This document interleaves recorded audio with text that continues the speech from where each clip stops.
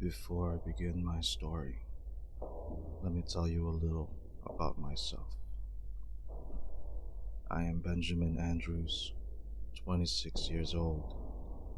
I live in the city that never sleeps, the Big Apple, New York City.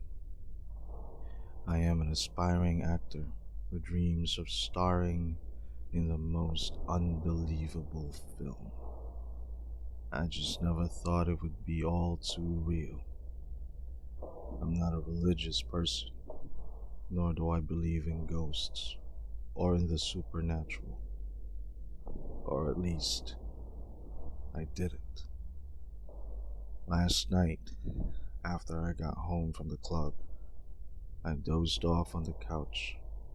I had a dream, the same one I've been having for weeks now. I'm standing in front of a door, holding on to the knob. I'm trying to open it. A figure of a woman appears, but I can't see her face. Darkness surrounds me. She comes near me, and then I wake up. It's Saturday morning. The sun is not shining, and my head is pounding from all the drinking last night. Bad part about retail is the weekend holiday schedule. I have to get ready for work. It's a beautiful and gloomy day, normal for a New York City winter.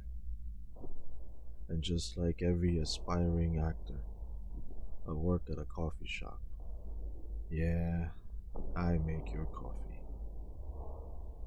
I was thinking of moving to LA, but yeah, well, money. Making coffee isn't exactly the glamorous and highest paying job. But I'm saving, I think. My day started just like any other day, pretty much uneventful. I can't really talk to people until they've had their coffee. I woke up late and missed the bus, and when I got to work, I was written up for being late. What an unlucky day. Until a beautiful girl stood on the line. Long, wavy, auburn hair. Long, thick, curly eyelashes. Hypnotizing blue eyes. The kind of eyes you can't stop looking at. And red, luscious lips. All she needed was a background light and a halo with angels singing in the back. Her skin was porcelain-like. She was stunning. I looked at my coworker, and we did what every gentleman would do. We played rock, paper, scissors, and whoever won gets to serve her. Well, seems that my bad luck ended because I won. I don't really win at anything, but this time, I won. She got to the counter, and I asked her what she would like to order. A large, iced macchiato. I asked for her name. I would never forget it. It's not a common name, not the kind of name you hear on a day-to-day basis. She said her name was Elmira. I asked her to spell it because the last thing I want is to misspell her name. Elmira.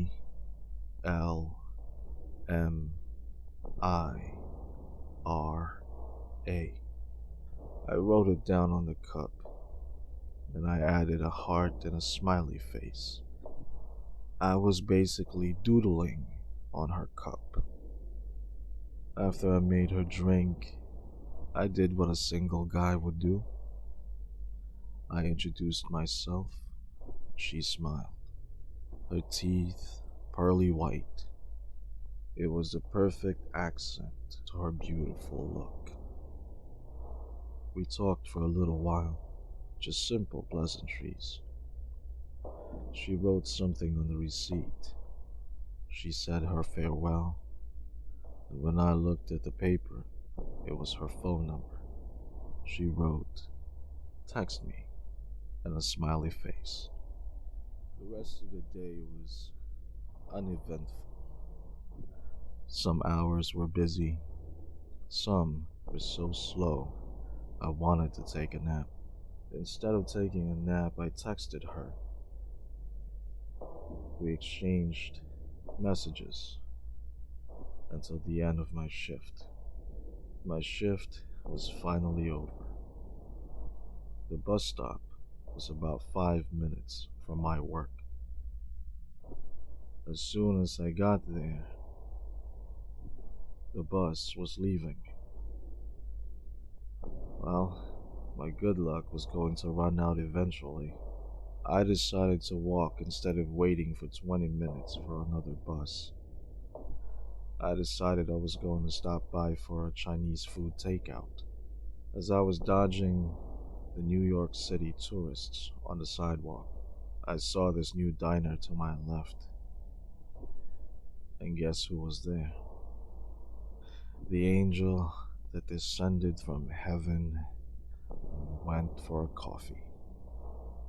She looked so beautiful walking down the aisle bringing people food.